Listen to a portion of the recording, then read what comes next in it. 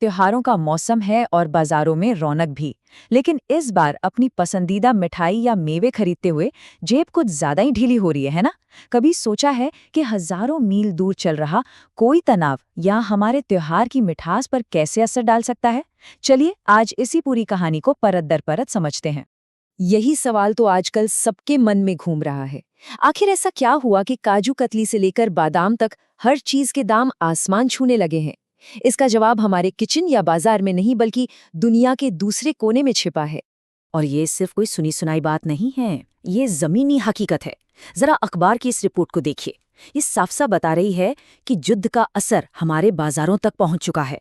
मेवे 30% तक और मिठाइयाँ 500 रुपए प्रति किलो तक महंगी हो गई हैं। तो चलिए सबसे पहले ये देखते हैं कि इसका सीधा असर हमारी त्योहार की थाली पर कैसे पड़ रहा है। क्योंकि मिठाइयों के बिना तो कोई भी त्योहार अधूरा सा लगता है, लेकिन इस बार ये मिठास थोड़ी महंगी पड़ने वाली है। अच्छा, अब इन आंकड़ों पर जरा नजर डालिए। ये सच में चौंकाने वाले हैं।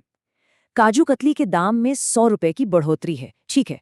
लेकिन पिस्ता रोल और मीठा लड्डू को देखिए, इनके दामों में तो सीधे सीधे 400 से 600 रुपए प्रति किलो का उछाल आ गया है। ये बहुत बड़ी बढ़ोतरी है।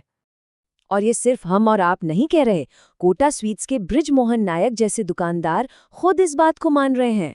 उनका भी यही कहना है कि दाम तो हर साल थोड़े बढ़ते हैं, पर इस बार जो उछाल आया है वो वाकई बहुत ज्यादा है और ग्राहक इसे तुरंत महसूस कर रहे हैं। तो अब सवाल ये उठता है कि आखिर इस जबरदस्त महंगाई की जड़ कहाँ है? चलिए अब इस कहानी के अगले हिस्से में चलते हैं और इस समस्या के असल कारण को समझते हैं, जो हमारी सरहदों से बहुत दूर है। और देखिए, इसकी सबसे बड़ी वजह है अमेरिका और ईरान के बीच बढ़ता हुआ तनाव। होता क्या है कि जब दो बड़े देशों के बीच टेंशन होती है तो समुद्री रास्ते उतने सुरक्षित नहीं रह जाते, जहाज़ों का बीमा महंगा हो जाता है और व्यापार पर कई पाबंदियां लग जाती हैं। इसी को सप्लाई चेन में रुकावट कहते हैं।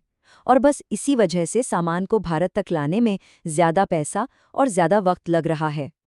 अब बात करते हैं सूखे मेवों की। मिठाइयों की तरह ही मेवों का बाजार भी इसी ग्लोबल टेंशन से सीधा सीधा प्रभावित हुआ है। और ये समझने के लिए कि ऐसा क्यों है, हमें थोड़ा सा भूगोल समझना पड़ेगा। जरा इस टेबल पर नजर डालिए। बादाम और काजू के दाम में 200 से 300 रुपए की बढ़ोतरी है, जो कि काफी ज्यादा है। लेकिन अंजीर की कीमत तो देखिए, ये तो लगभग दोगुनी हो गई है। मतलब जो अंजीर पहले 1100 रुपए किलो तक मिल जाता था, वो अब 1900 रुपए तक पहुंच गया है। तो आखिर ऐसा क्यों? इसका जवाब भूगोल की 3 जरूरी बातों में छिपा है। पहली बात, हमारा ज्यादातर अंजीर और खजूर सीधे सीधे ईरान और कुवैत से आता है, यानी उसी इलाके से जहां तनाव चल रहा है। दूसरी बात, बादाम और खुबानी का एक बड़ा हिस्सा अफगानिस्तान से आता है, जहां के हालात भी कुछ ठीक नहीं हैं। और तीसरी बात, अच्छी क्वालिटी वाले बादाम और काजू अमेरिका के कैलिफोर्निया और वियतनाम से आते हैं। अब जब इन सभी जगहों से माल आने में दिक्कत होगी तो दाम बढ़ना तो तय है। और ये महंगाई की लहर सिर्फ हमारे खाने की थाली तक ही नहीं रुकी है। देखिए, जब ग्लोबल सप्लाई चेन पर असर पड़ता है तो हर उस चीज पर पड़ता है जो हम बाहर से मंगाते हैं, चाहे वो गाड़ियां हों या फिर हमारे मोबाइल फोन। ऑटोमोबाइल सेक्टर को ही ले लीजिए। गाड़ियों के पार्ट्स की सप्लाई में कमी आई तो उनकी कीमतें 10 से 12% तक बढ़ गईं। और अगर कोई नया महंगा फ़ोन खरीदने की सोच रहा है तो ये जान लीजिए कि 50,000 रुपए से ऊपर वाले मोबाइल फ़ोन औसतन 5,000 रुपए तक महंगे हो गए हैं।